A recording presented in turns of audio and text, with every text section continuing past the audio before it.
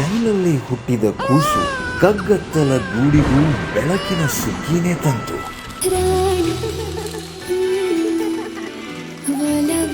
ಕಣ್ಮಣಿ ರಾಣಿ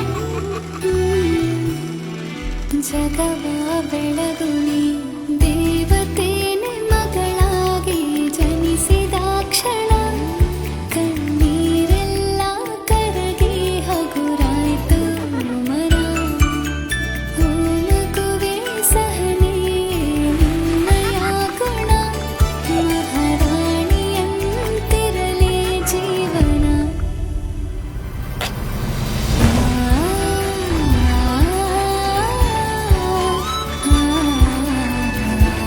ಈ ರಾತ್ರಿ ಖುಷಿಯಾಗಿ ಹೀಗೆ ಇದ್ಬಿಡ್ಬಾರ್ದು.